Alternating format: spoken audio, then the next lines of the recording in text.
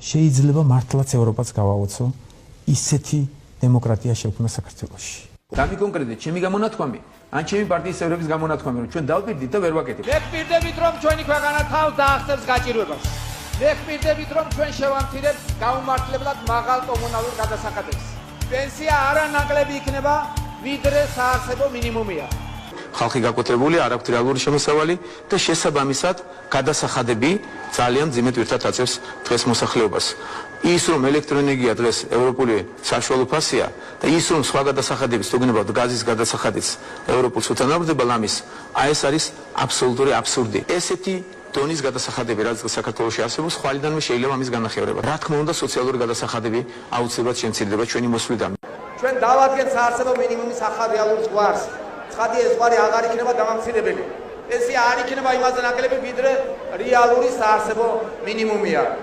ჩვენ გავავარმაგებთ სოციალურ დახმარებას. ანუ მინიმალური პენსია გახდება 220 ლარი. გარდა ამისა, ყველა ის საპენსიო დანამატი, რომელიც გააუქმება ნაცნობრად, ყველა ის საპენსიო დანამატი დაემატება ამ მინიმალურ პენსიას. ანუ ომის ვეტერანობის, სტაჟისა და დამსახურების მიხედვით, ინვალიდობის, მარჯვენა დაკარგულის, ობლობის და ასე შემდეგ.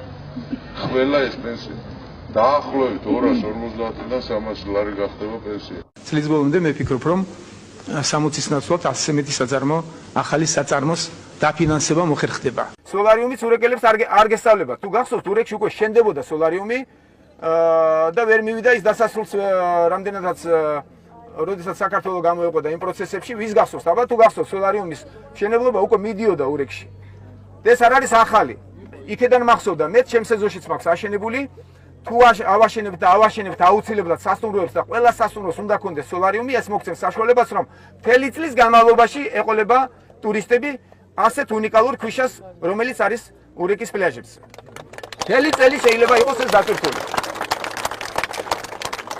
გამარჯვებისთანავე, საარჩევნო ბლოკი ბიძინა ივანიშვილი ქართული ოცნება განახორციელებს პროგრამას ღირსეული დასაქმება ყველას, რაც გულისხმობს ყველა რეგიონში 1000-ზე მეტი საწარმოს გახსნას.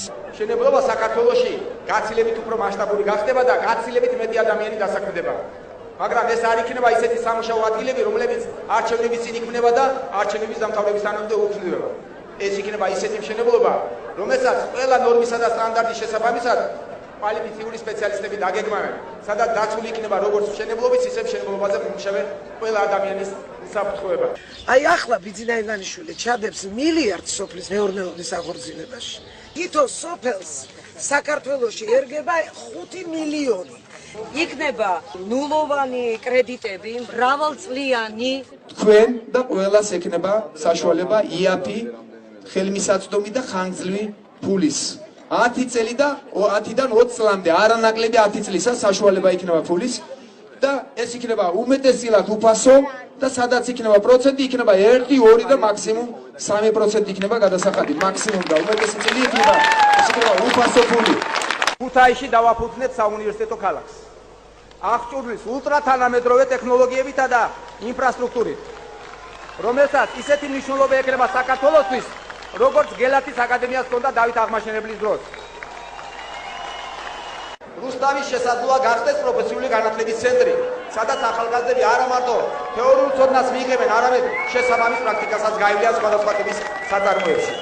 ახალგაზრდობა, სტუდენტობა, სასწავლო ცენტრები, სახელოსნოები, სტუდიები, ეს გამოაცოცხლებს რუსთავს და ახალ ფუნქციას მიანიჭებს ამ ქალაქს.